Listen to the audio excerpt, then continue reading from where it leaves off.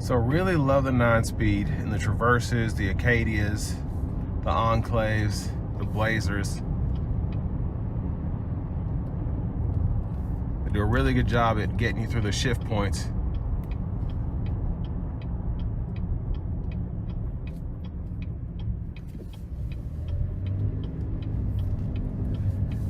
And not a lot of confusion out of the transmission either. I know a lot of the 6 speeds and 8 speeds that were in the Malibus and things of that nature, they had a little issue just with slipping every so often. But I actually had a Blazer for about a month while one of my cars in the shop a while back, and that had the 9-speed when they first came out, and just a really good transmission all the way around.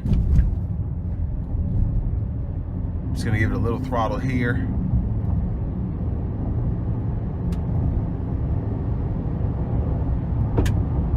And these have pretty good power with the V6 in them.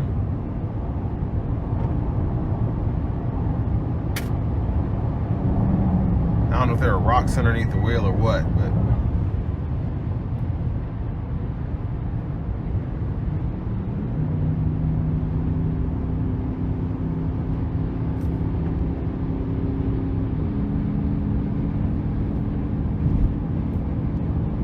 I have the adaptive cruise on now. Well, now it's on. And I really like having that on here. And I'm glad it's included for a vehicle under 50 grand, especially a 3-row SUV. Really nice to have that here. And I'm glad that all the manufacturers seem to be, in some shape or form, catching up to Tesla, just having standard driving features that we've all gotten used to, whether it's adaptive cruise or lane centering. I mean, it's pretty much a bare minimum. You have to have lane departure warning now. Blind spot monitors are pretty much a must. But even with these 20s on here, really good ride coming down the interstate. I can just feel it a tad bit in the steering wheel, but still really, really good ride quality. And these Traverses, the Enclaves, the Acadias just ride really, really well. And overall for the RS package, you really do get quite a bit. Like having your adaptive cruise control standard, the wireless CarPlay, wireless Android Auto standard. What else do you get? You get the LED headlamps, LED tail lights. They just really don't skimp on this. I think the adaptive cruise is standard. I have to double check. I showed you all the sticker, I already forgot. I've been reviewing several vehicles today, but you just get a lot of car for the money with this Traverse. And I mean, for under 50 grand, 3-row SUV, got heated front seats, rear AC controls, you have your navigation. You just get so much.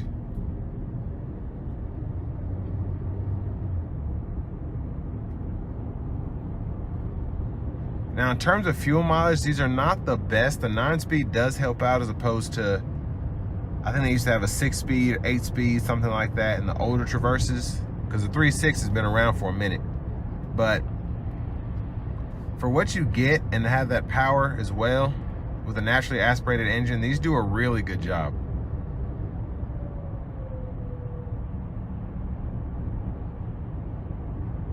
And I really love the infotainment system. It's just a tad dated since they did the redesign for these, I think in like 17, 18. And well, I think they gave it a refresh in 21, 20, I can't remember. But this is still a really easy system to use. It's still pretty quick for what it is. And like I said, having wireless Android Auto, wireless Apple CarPlay is pretty much being at the top of the totem pole when it comes to radio features there, so can't beat that. And it's really making people kind of shy away from navigation, which is why a lot of manufacturers have started going to the navigation subscription, because they're like, why would we pay to put nav in vehicles when no one's going to use it? It's just easier to use your phone. So now Google Maps is kind of like, with them being the top of the totem pole for a lot of people, specifically with people who have iPhones and use the maps that Apple provides, that's one way they're trying to get them back into paying for nav. But as I come to the end of this test drive, really, like I said, a lot of vehicle for the money. Like having the rear camera mirror there is nice. The nav is nice. The adaptive cruise, the heated steering wheel. You just really get a lot. And especially with a car like this, getting dual power seats up front, that's a big one too. So definitely would not sleep on this if you're in the market for something like this.